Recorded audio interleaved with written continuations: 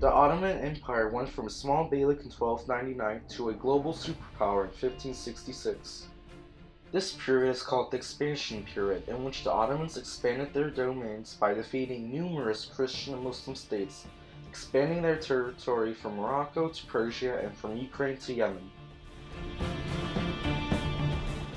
To stop the Ottoman expansion, European powers like France, Hungary, Poland, and the Holy Roman Empire launched a series of crusades, but all of them failed.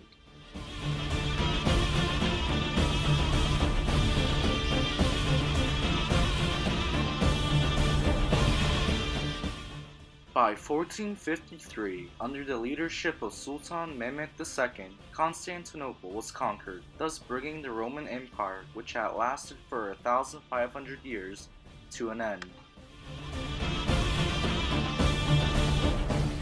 The key to all these early successes were due to the elite Janissary Corps, who were made up from Christians from the Balkan provinces of the empire, who were converted to Islam on being drafted into Ottoman service.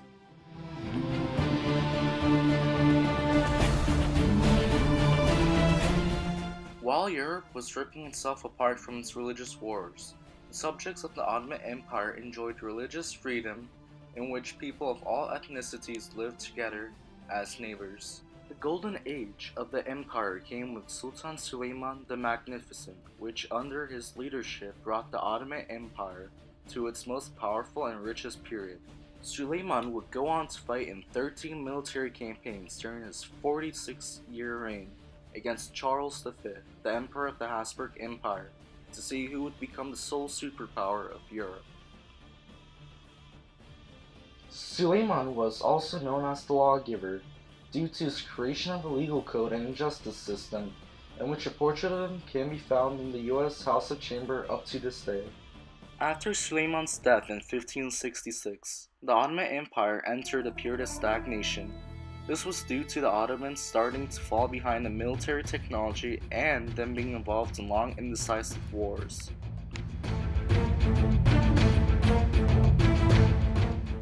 Also, the new sultans were young and incompetent and lacked any administration or military skills to govern the empire, instead spending their time and money inside the imperial palace. This left a power vacuum in government, which would be filled by corrupt janissaries and corrupt viziers. It was becoming more common for janissaries to revolt and kill their reigning sultan so they would maintain their power in the Ottoman state.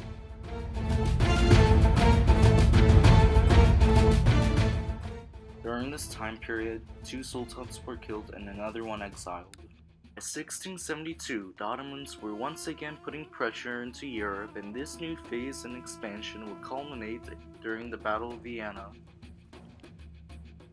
The Ottomans were so close in capturing the Austrian capital of Vienna, but right when the Ottomans were about to capture the city, the Polish king, John Sobieski, and his army attacked the flank of the Ottoman rearguard, thus breaking the entire army.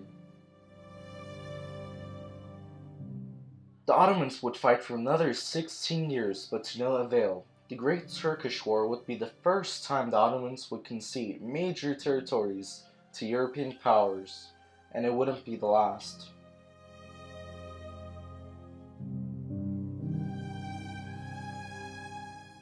The next century would see the Ottomans slowly decline and lose even more wars to Austria and Russia. And there would be even more Janissary revolts, and there would be wide-scale corruption in the Ottoman state. Sultan Selim III would be the first sultan to clearly address this period of decline by trying to enact a series of reforms to modernize the empire. One of these new reforms included the creation of the Nizami-Jedid, which would be the new military corps that would be trained by French military advisors to train Ottoman soldiers of the European model of warfare, and which would modernize the army and make it more effective during wartime.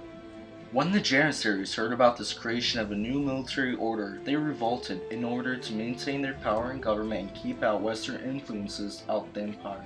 Selim III would be killed, and his nephew Mustafa IV was installed as a puppet sultan by the Janissaries. All of Selim III's reforms would be reversed. A year later, Mustafa's stepbrother Mahmud II would start a civil war and dethrone Mustafa, thus crowning himself as the new sultan. During this time period, Europe was going through the Napoleonic Wars, which saw vast parts of Europe being occupied by Napoleon's new French Empire. These occupations of European territories would lead to the rise of nationalism all around Europe. During the Napoleonic Wars, the Ottomans were mostly neutral, but they'd fight against the French and the European coalition in many wars in order to protect its national sovereignty against the two warring sides. By the 1820s, nationalism had reached the Ottoman Empire, which caused a major divide between ethnic groups of the diverse country, and particularly the empire's European provinces. Many of these ethnic groups wanted to break away from the declining Ottoman Empire to form a nation of their own. Major rebellions rose up in Serbia and Albania, which were all suppressed by Ottoman forces. The Greek rebellion was also suppressed, but with the help of Russia, the Ottomans were defeated in the disastrous Russo-Turkish War of 1828. Russia had always claimed itself to be the protector of Orthodox Christians in the Ottoman Empire, which gave them the justification to go to war against the Ottomans when they felt that the Christian population was being harassed. Russia had always seen itself as the successor state to the Roman Empire, so one of their nationalistic goals was to retake Constantinople from the Ottomans to establish a new Orthodox Christian order. With Russian assistance and the help from European powers, Greece became the first country to declare independence from the Ottoman Empire. The Janissaries were really ineffective during these wars because of their inferior equipment they used against the European nations. In 1826, the Janissaries would revolt again against Mahmud II, but this time, Mahmud had popular support from the people of Constantinople, who were at this point tired of Janissaries plundering their city. Mahmud II would arm the local population, and with his loyal troops, he was able to destroy the Janissary order that had prevented the modernization of the empire for more than 2 centuries. 20,000 Janissaries were killed and the rest were exiled, and any history of their existence was wiped out. Without any opposition against modernization, Mahmud II would introduce his clothing reforms of 1826, which would transform Ottoman society and the Ottoman military. Traditional turbans were banned and fezzes were introduced to replace them. Mahmud II thought the first step of modernization was to look and act more European. By the 1830s, the Ottomans would lose control of Egypt and even for a short period lose control of Palestine and Syria to the Ottoman governor of Egypt, Muhammad Ali. Mahmud II would die in 1839 and he would be succeeded by his son Abdülmecit I. His reign would spark the beginning of the Tanzimat period, which was the period in Ottoman history where a series of modern, progressive reforms were introduced, with the goal to stop the decline of the Ottoman Empire. With the help of Mustafa Reşit Pasha, Mehmet Ali Pasha, and Mehmet Fuad Pasha, the Tanzimat reforms were passed.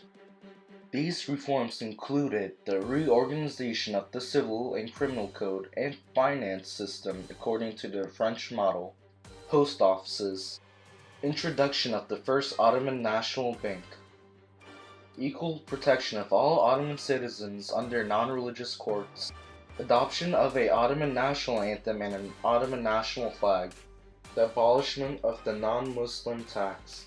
Non-Muslims were allowed to become soldiers in the Ottoman army, decriminalization of homosexuality, and the abolishment of slavery a full 20 years before the United States. Russia was scared that the Ottomans were getting stronger, so in 1853 they declared war on the Ottoman Empire on the charges that Orthodox Christians did not have enough access to the Holy Land in Jerusalem. Major European powers like France and Great Britain thought these actions taken by Russia were unacceptable and infringed on Ottoman sovereignty. They also didn't want Russia expanding their empire at the expense of the declining Ottoman Empire, which would uneven the concerts of Europe and other terms the balance of power on the continent. France and Great Britain would declare war on Russia and join the Crimean War on the side of the Ottomans. The Crimean War would end in Russian defeat, with the victors being the Ottomans. The new Ottoman army proved itself to be a formidable force during the war, to the surprise of all of Europe, even though the Ottomans were nicknamed the sick man of Europe for decades now. The Ottomans would finally win a war against Russia after 150 years of defeats. The Treaty of Paris, which ended the war, would fail to punish the Russians enough for the outbreak of the war, which would cause another war to happen in 20 years. In 1856, the Ottomans joined the Consorts of Europe and joined the Brotherhood of European Nations. The Ottomans, in the first time in their history, had to borrow money from foreign banks due to the costs of the Crimean War and the cost of the Tasmanat reforms, which would handicap the empire till its end in 1922. Abdülmecit I would die in 1861, and his brother Abdülaziz I became the new sultan. Abdülaziz would continue his brother's Tasmanat reforms. The Tanzimat reforms passed during Abdülaziz's reign included the reformation of a new navy, which would make the Ottoman Navy the third largest navy in the world after France and England, the construction of an imperial school of military science, and the construction of the first Ottoman railroad, and an Ottoman parliament made out of the many ethnicities present in the empire. Sultan Abdülaziz went on a European grand tour in 1867, where the royal Ottoman dynasty traveled to France, Great Britain, Holland, Prussia, and Austria for the first time ever. The goal of this grand tour was for Sultan Abdülaziz to rally up support for the Ottoman Empire and negotiate new deals and treaties with other European powers. Abdülaziz personally met with Emperor Napoleon III, Queen Victoria, King Wilhelm I, and Emperor Franz Joseph. Even though the Tanzimat reforms saw the modernization of the empire, it didn't stop the constant revolts by the empire's minority ethnic groups. Ottomanism, a form of Ottoman nationalism, was also tried, but to no avail. Major revolts took place in Serbia, Bosnia, Albania, and Bulgaria, but all were suppressed by Ottoman forces. It was clear that minorities in the empire wanted their own nation states in which they were independent from the Ottoman Empire.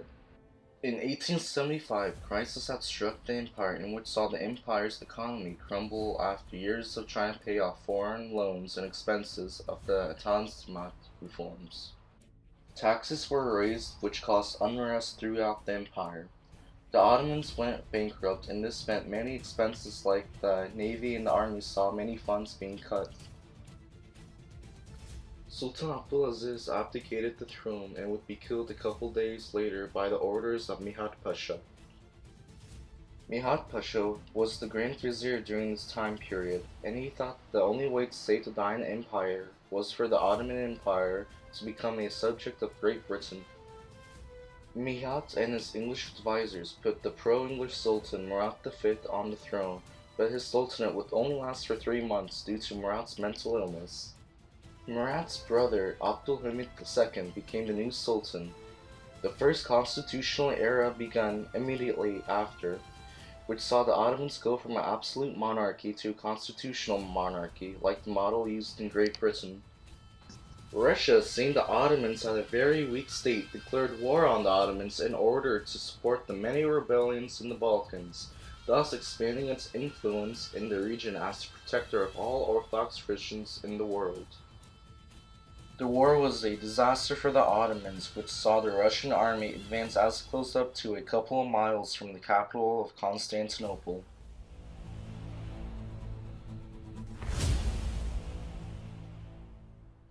The war would only last for 1 year, in which the Ottomans were defeated. Bosnia, Serbia, Romania, Bulgaria, Montenegro all gained their independence from the Ottomans. During the war, the Christian coalition would practice a large scale of ethnic cleansing of Balkan Muslims, in which 500-year-old mosques and Muslim communities were being burnt down and destroyed. 2 million Muslims were displaced and fled to Anatolia, Another 400,000 Muslims were massacred during the course of the war. With this huge disaster, Sultan Abdulhamid II decided to disband the Ottoman parliament to prevent any other disastrous decisions by the parliament. Abdulhamid would imprison Mihad Pasha and execute him on the charges of treason against the Ottoman state by the charges of ordering the death of Sultan Abdulaziz and taking bribes from the British. Abdulhamid would successfully rebuild the empire and keep it safe from imperialist Europe for the next 30 years.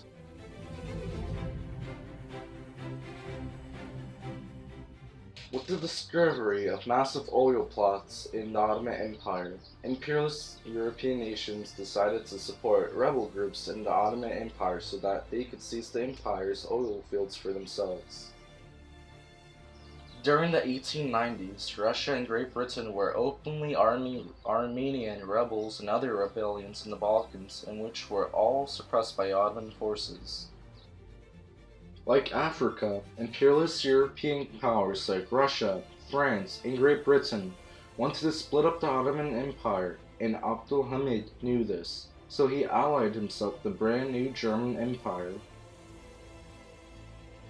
European countries started a huge propaganda campaign against Sultan Abdulhamid II, in which he would be nicknamed the Red Sultan for his suppression of many rebellions in the Ottoman Empire.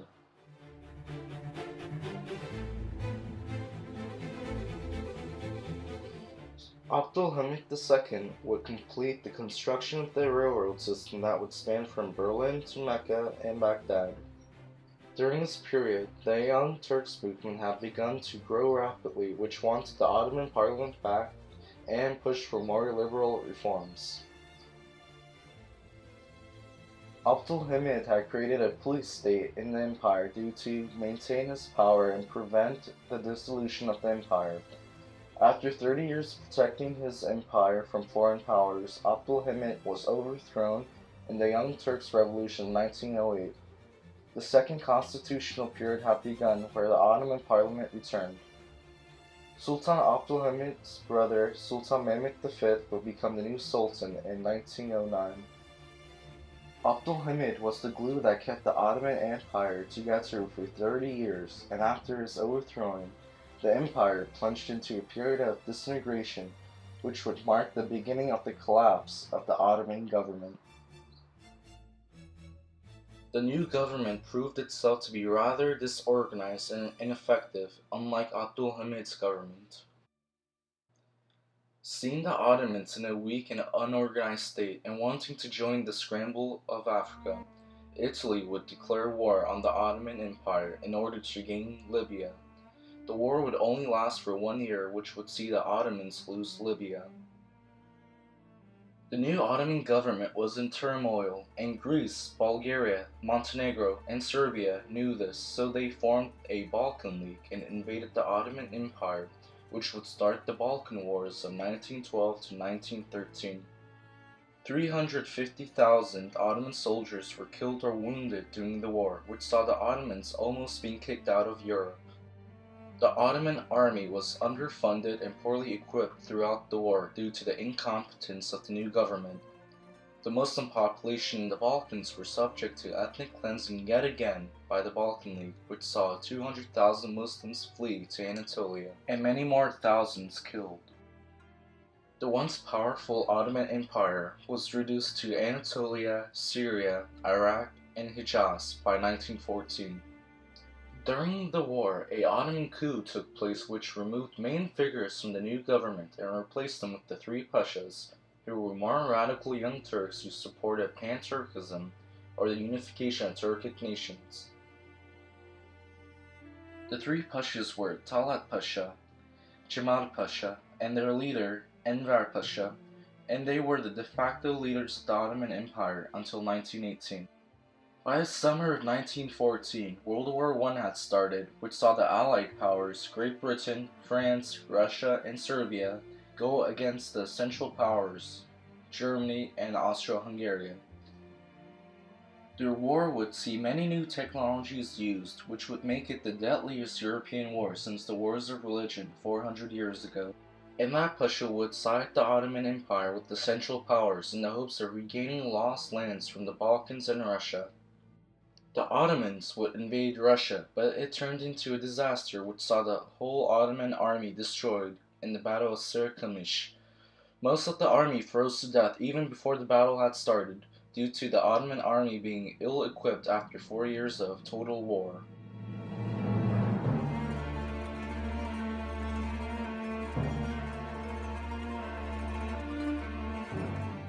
Hundreds of Ottoman Armenian citizens would join the Russian army during and after the battle because they thought the Russians would help them get independence from the Ottomans. This resulted in the killing of many Armenians and Turkish people in the region, which saw both sides ethnic cleanse each other after 500 years of living together as peaceful neighbors. 1.5 Armenians were killed and another 300,000 Turks were killed in this period of anarchy in the region. By 1915, the Western Front in France was a stalemate which saw millions of soldiers from both sides die in muddy trench warfare.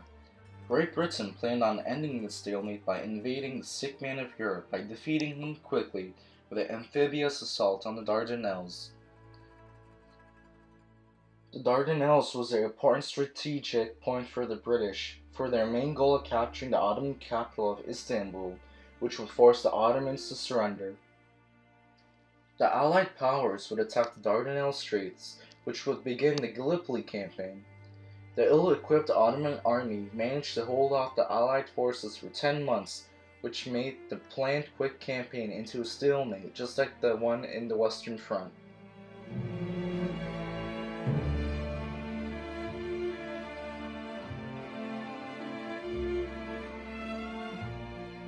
This was a fight for survival for the Ottomans because if they lost here, that would mean the empire would end. Most of the Ottoman soldiers didn't even have functioning guns or even uniforms, but with their courage, they fought on. The battle would be a huge Ottoman victory which halted the British from taking Istanbul. The Ottomans took 300,000 casualties from the battle. Mustafa Kemal Pasha, who personally led the defense of Gallipoli, would prove himself as a great military commander during the battle, which made him a war hero back home.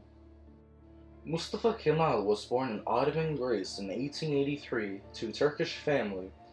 He would attend the Ottoman Military Academy in 1896 on the wishes of his dad, Ali Reza Efendi, which wanted him to pursue a military career like himself and not a religious career, which his mom, Zubade Hanım, wanted.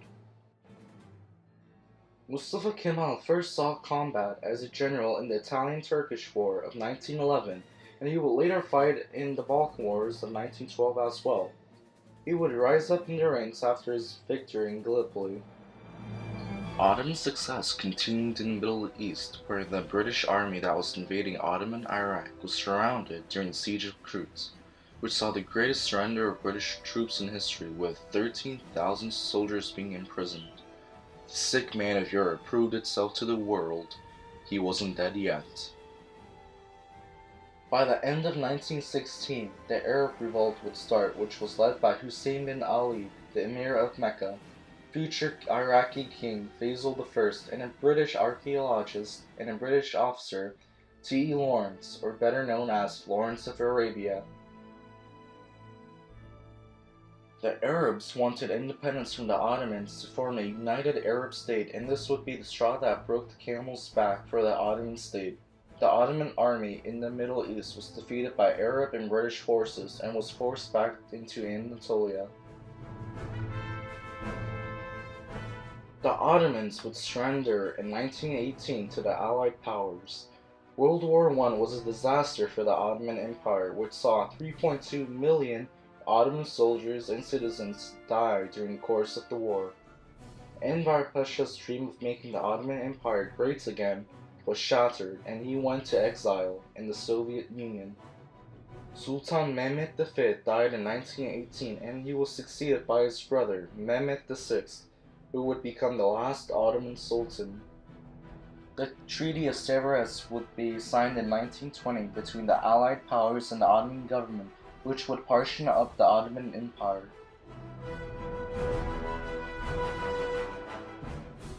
The former Ottoman Middle East would be partitioned between France and Great Britain. The Dardanelles Strait and Istanbul would become an international zone, which was occupied by British and French troops. Western Anatolia was given to Greece. Southern Anatolia was given to Italy. France and Great Britain was given southeastern Anatolia. The new Armenian Republic was given northeastern Anatolia. A future Turkish nation was cramped into a small territory in the middle of Anatolia. This time, there would be nowhere for the Turkish people to run to, so a massive resistance movement started in Ankara. The entire Turkish population prepared for total war. The Turkish War of Independence had begun.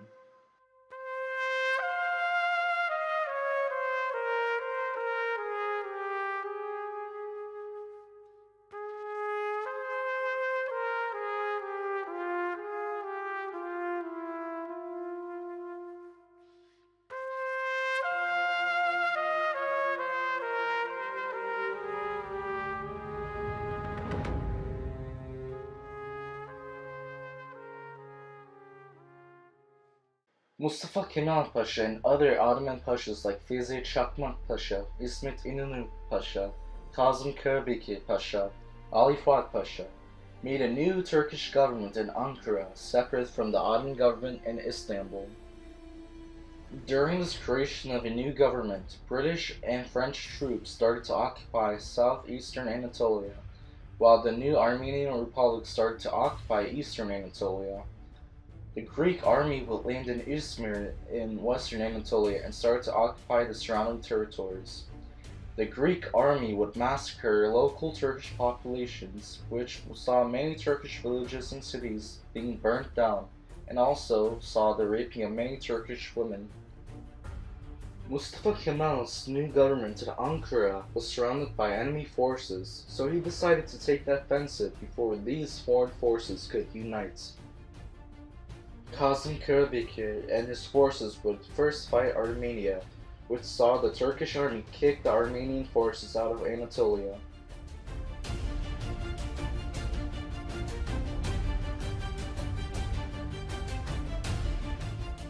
With the Armenian threat to the east over, Mustafa Kemal turned his attention to the French, who still occupied southeastern Anatolia. Ali Fuat Pasha would take command of the Turkish army, and he would defeat the French army, thus securing the Eastern Front. Mustafa Kemal and İsmet İnönü would personally lead the Turkish army against the Greek army in the Western Front, but the Greek army at this point were a couple miles from the new capital of Ankara. Mustafa Kemal personally led the Turkish army during the Battle of Saqqara, which saw the Greek army's advance toward Ankara being halted. The battle saw 30,000 Turkish casualties. The entire Greek army would start to retreat to Izmir, and along the way, they practiced scorched earth, which saw thousands of Turkish cities and villages being burnt down. Thousands of Turks were killed during this retreat. The Great Turkish offensive saw the Greek army retreat to Izmir after 3 years of war. Izmir was burnt down while the Greek army was evacuating the city. Now, with the Greek threat to the west being dealt with, Mustafa Kemal's army marched towards Istanbul. French and British troops in Istanbul evacuated the city before the arrival of the Turkish army. Mehmet VI and other members of the Ottoman court were sent to exile along with the last Ottoman caliph, Abdülmecid II. The 600-year-old Ottoman Empire finally collapsed with the Treaty of Lorenzo, which established Mustafa Kemal's new Turkish Republic.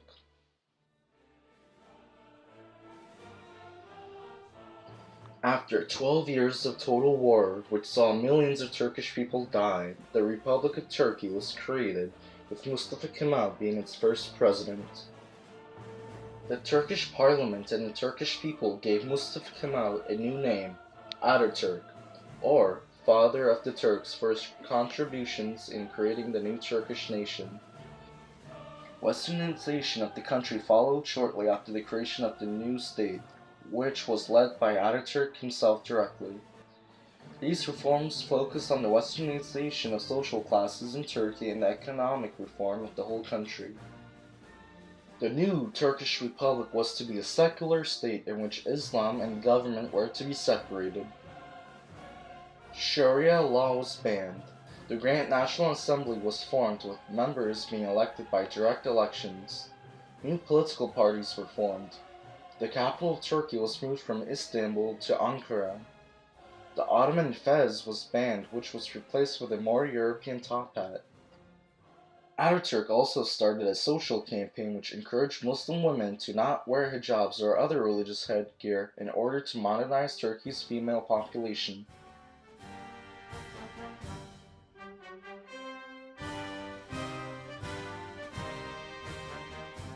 The banning of hijabs, banning of religious organizations like the Sufi order and the Dervish order. Ataturk introduced women's suffrage to Turkey before many other major nations in the world. Women were introduced in the political system, in which 18 women were part of the new Turkish parliament by 1935. Polygamy was banned. Sharia courts were also banned, which were replaced with secular courts. Secular schools were opened, which saw the literacy rate of the country increase by 224% by the end of 1938. It became mandatory for kids of both genders to go to school. Ataturk himself was personally involved with the modernization of the nation's alphabet, which saw the Arabic alphabet being replaced with a more modern Latin alphabet. Introduction of a new penal law modeled after the Italian Penal Code, and the introduction of a new civil code modeled after the Swiss Civil Code. The establishment of the Turkish State Railroad. The establishment of a Western Gregorian calendar, which was replaced by an old Islamic calendar, which saw the country go from 1339 to 1925 in a matter of a day. Land reform and the modernization of the agriculture sector of the nation.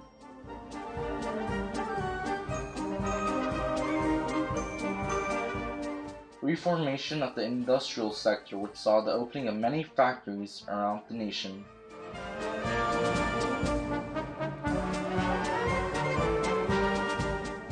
In 1925, the first Turkish bank, Türkiye İş Bankası, was established. In 1931, the Central Bank of Turkey was created. The creation of a surname law which required all citizens of Turkey to adopt the use of hereditary fixed surnames like the ones used in Europe. The Turkish military was reorganized into a proper fighting force which made Turkey a major regional power in the Middle East and Eastern Europe.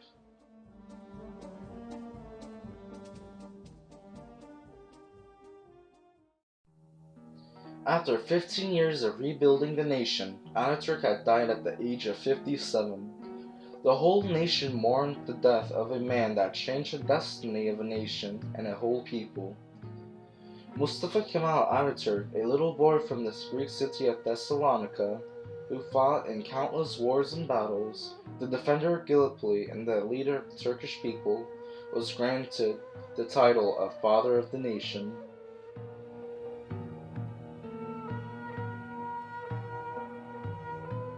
The Ottomans, for the last 240 years of their existence, slowly declined, and the once strong empire became sick, lifeless, and unambitious. The sick man of Europe tried healing himself with reforms after reforms, but to no avail. It was too late for the sick man of Europe to heal himself, and he stared at certain death throughout the Great War. With no more energy to fight on, the 600-year-old sick man had died. His death sparked a light in the darkness, a rebirth, a resurrection of a nation.